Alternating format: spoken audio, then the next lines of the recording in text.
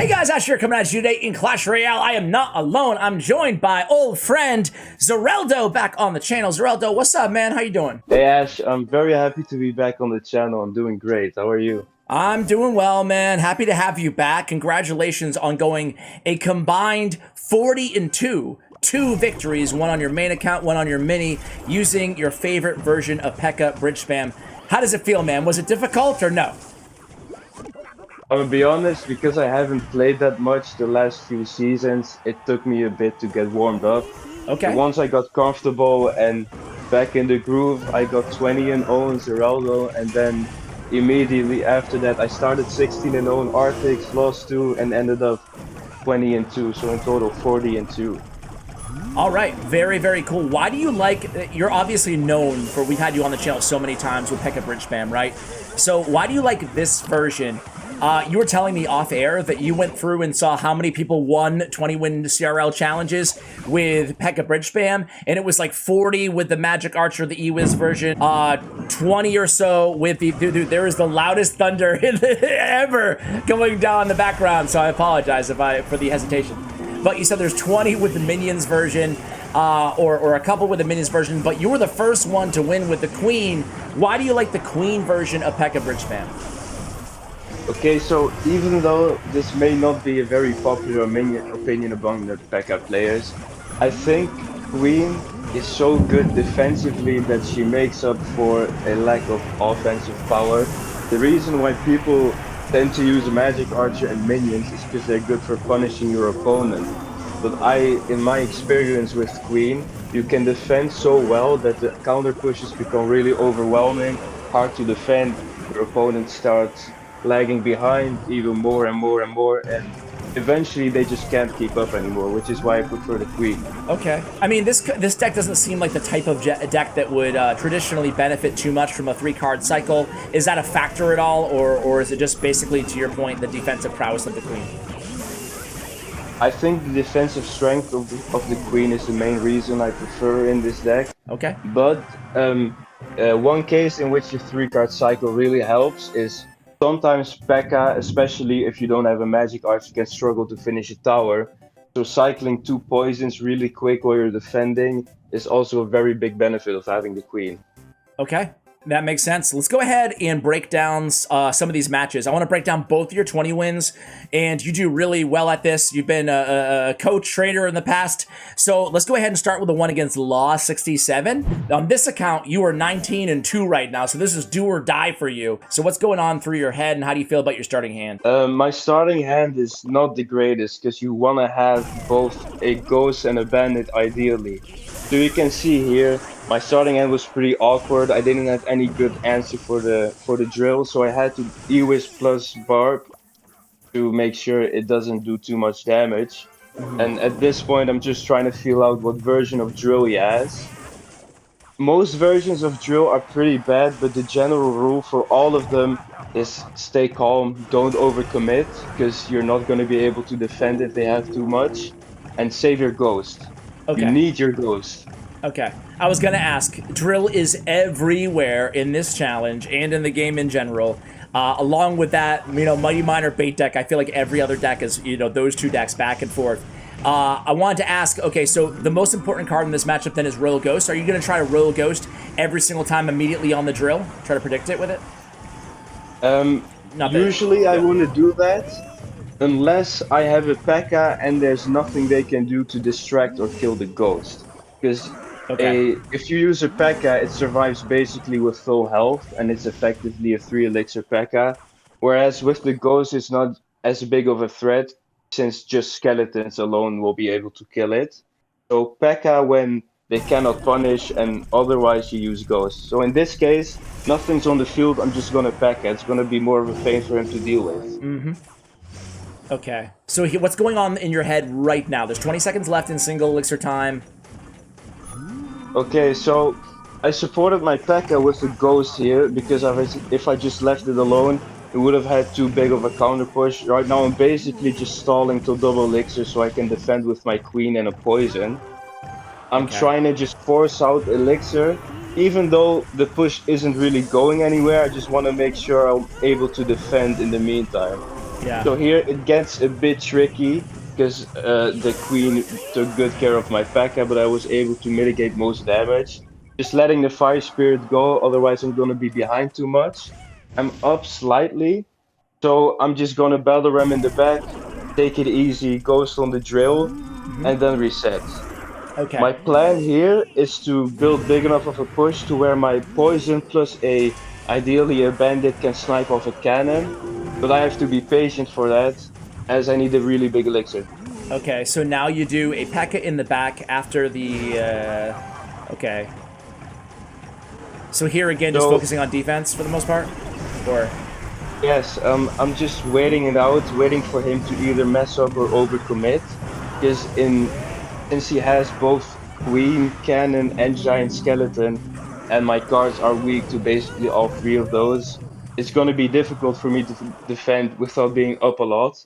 So here again, that interaction gave me a slight elixir advantage. I'm just resetting, repeating it until it's big enough to make a big final push. at this point in the match, are you nervous at all, or are you Yes, still, okay, okay. Love the I'm honesty. nervous Yeah. Okay. because it's a difficult matchup. My Yes. cycle's awkward.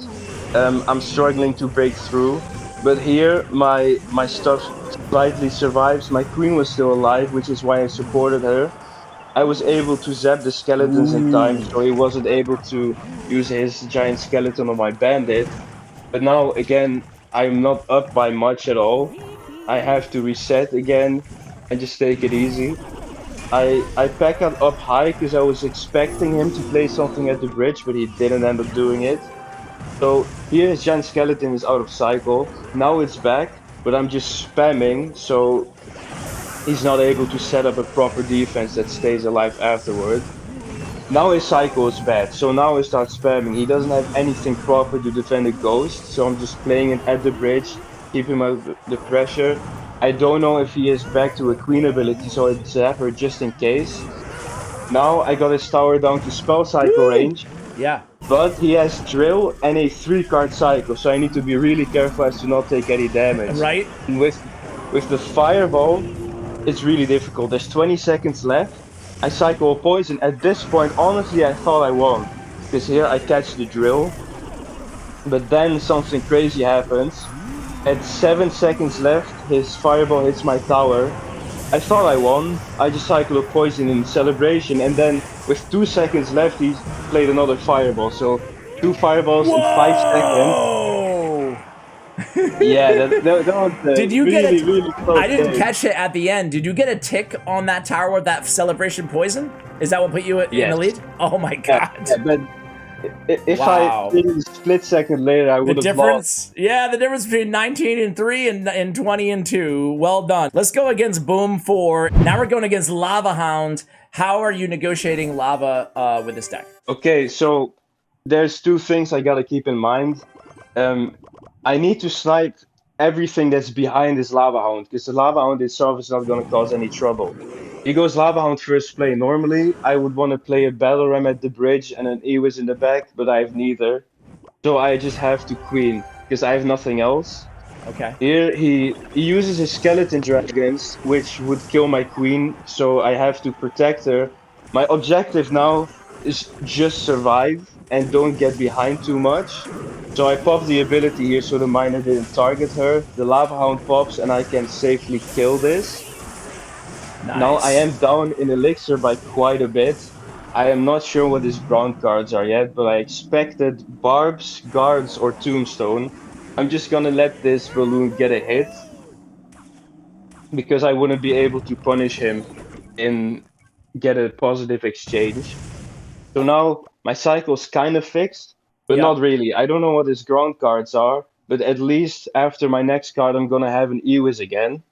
So here I'm behind 1 elixir, which is kind of good. So I can play a battle ram at the bridge. I know he wouldn't be in time for barbs for it not to get a dash. So now I know what his ground cards are. Now I can do the defensive sequence I was talking about earlier. He was in the back.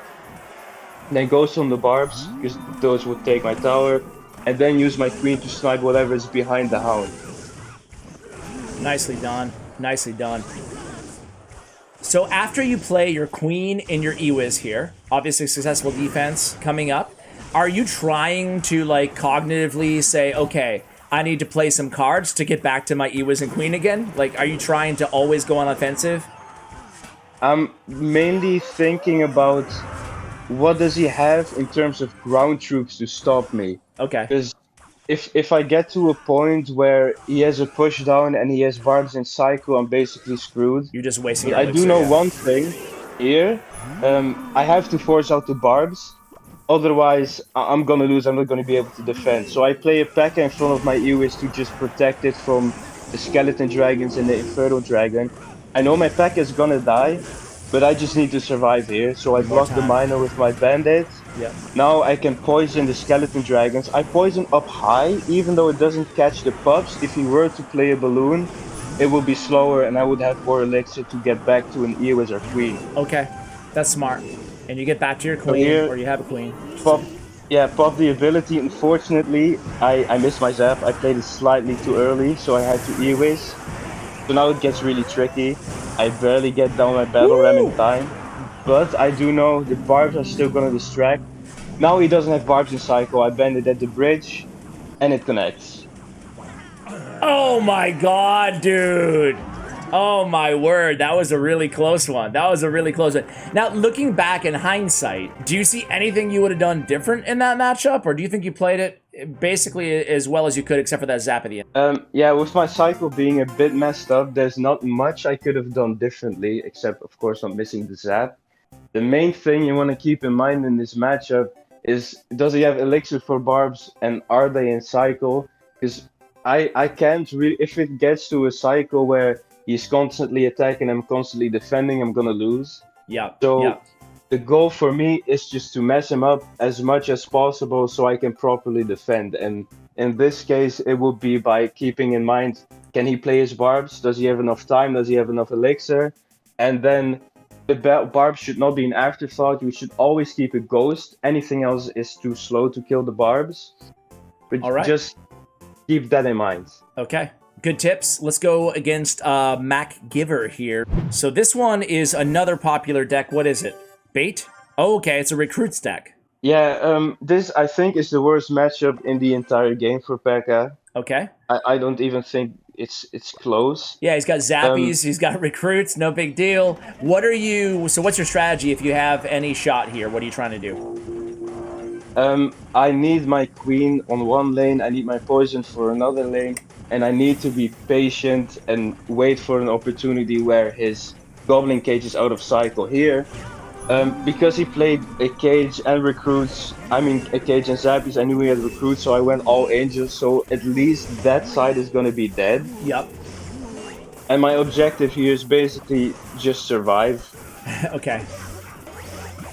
So I popped my queen ability so she survives, which did force out a golden knight. But this could have been trouble, but since my bandit was at full health, he was forced to defend it and I could simply E-Wiz in the middle here. So now that it's basically reset, my thought process is just survive till double, because in double I can defend, but in single I cannot. Okay. And when double comes, are you looking to push off of a successful defense behind like a queen or whatever? Or are you looking to build a P.E.K.K.A push in the back? I'm looking to build a P.E.K.K.A push in the back. Ideally, you would play something where my queen would survive and I could save the ability so that I can force out more elixir on defense from his side. Gotcha. And then I can P.E.K.K.A in the back and try to build as big of a push as I can. Basically here I need to sacrifice HP on my tower for more elixir. Okay. So here it looks like you're gonna do just that. You actually go with the bandit as well. Still about 5 seconds till double. Yeah, at this point he's back to recruits. I know this is not really gonna go anywhere, so I just make sure the right side dies and the queen survives. So again, he's forced to play more elixir. And here I decide to go with an E-Wiz instead of a poison, because I want troops and not spells, because spells cannot counter push and that's the only way I can win. Okay. Here again, it's a big commitment from him, so I think this is where he messed up. He didn't fully get my tower, but now he's only up by 1 elixir and I have 7 worth on the field. So now is my chance. Okay. I'm just gonna play a bandit, kill the goblin brawler, kill the zappy, and now it starts. I play a queen, deny one lane. Then I think I play a ghost in the other lane, deny that lane. Pop the ability so the dart goblin leaves, block the lane with the battle ram, and now I have a lot of stuff on the field. So now it's time to start spamming because now he's in trouble. Okay. I like this. It's all after that one. You can trace this back to that one time he overcommitted with the hogs and the golden knight. Yeah, and here, even though he has zappies, I have a ghost on the field, so the zappies are gonna hit my battle ram in time. So another zap, because the zappy otherwise would have stopped the charge. Yep. And now it's poison cycle range. But I have a ghost and an Ewis, so even if he played his pigs in one lane, a ghost and an Ewis would have stopped it, and now it's just spell cycle and then it's done. Well done. Textbook against a very difficult matchup, but you played that one beautifully. And you mentioned it earlier, Zareldo, in terms of how you negotiate matchups that are really difficult like this. You have to be comfortable using your tower's HP as a resource to help you gain that elixir advantage, to help you execute those massive pushes. And then when you do, really cash in on those by spamming after the fact, right? Is that pretty much accurate? Yeah, it basically comes down to know when is your opportunity to push and know when you should just take it slow, build up a slow advantage. Because usually when it's a hard matchup for PEKKA, it's not because you can't defend, it's usually because you can't really push, which was the case in these matchups. So here the key is take it slow, wait for the right time to push, because if you're just going to make small pushes over and over and over, the opponent is eventually just going to overwhelm. Well, hey, thank you so much for coming on. Congratulations on your 2 20-win challenges, my friend. Obviously, great tips, great strategy advice. I know that my viewers absolutely love when you come on, so I can't thank you enough. Where can people find more Zareldo?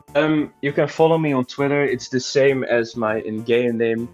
Zareldo, and I also want to give a shout out to Bum Nation. If you're Dutch and you're looking for a clan, Bum Nation is there. There's also a few, the Bum Mania, and I also want to give a big thank you for Jax, because I was really frustrated with this challenge and he called with me as I got a 20-0. So I really appreciate your support. If you want to see more PEKKA content, Jax has a lot of videos. I know he's taking a break now, but there's a lot to learn on this channel. Absolutely, and we hope to have him back on the channel later on this week as well, so we can look forward to that. Zareldo, thanks again for joining us, man. Happy to be here, always. All right, guys, that's going to do it for the video. Go ahead and give Zareldo a follow on social media. I'll have that link for you guys, along with the deck link in the show notes below. Thank you so much for watching until the end, and as always, take care.